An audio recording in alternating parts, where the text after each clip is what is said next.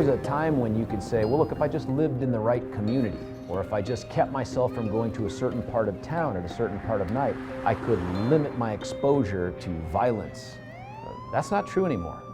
We are confronted on a regular basis with some of the biggest, hardest cases that are out there. I mean, look, up the road, we had John Benet. We've had the Columbine Massacre, the Aurora Theater Massacre, the STEM school mass shooting. We are resilient people, but the time for resilience isn't going to be within the first 24 hours of this. We're going to mourn, we're going to weep, we're going to take care of those who are down and pick ourselves back up. But who we are is we are a kind, compassionate, caring people.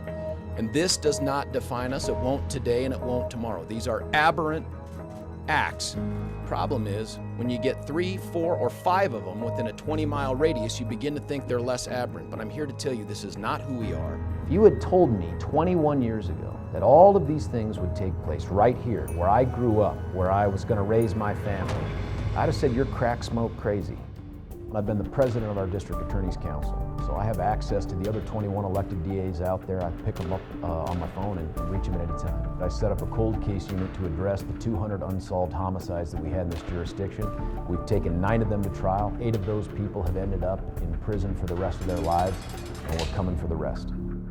When I handled the Columbine cases, I was a single, childless prosecutor. And so even though it hit close to home, it didn't resonate with me the way the Aurora Theater case did when I was married and had 4 small children at home. I can't explain why, but I slept better in Tikrit, Iraq than I slept during this trial. On July 20th, 2012, he made a decision to massacre 12 dead from the community.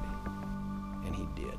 And I remember thinking to myself, my God, I mean, what if this was my son that we were talking about? How does anybody take a breath again? How does anybody get out of bed and move forward again? Those things stick in you. You know, you put them on a shelf somewhere back in your noggin, but you relive these things when you talk about them and think about what you did in the case. So I'd say I'm about 99% effective at compartmentalizing some of the horror that we deal with. But the things that hit closer to home, especially as you have more and more life experience, buddy, it's hard, it's tough. You end up absorbing that. I remember my wife saying to me, my God, does every horrible thing have to happen while you're around in this job?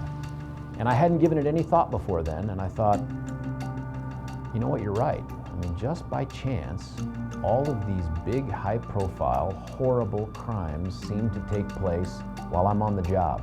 I don't know why that is, but I take pride in the fact that I'm very good at what I do. And if I'm able to bring that skill and that experience to bear and get justice in the worst of the worst cases, I can live with that.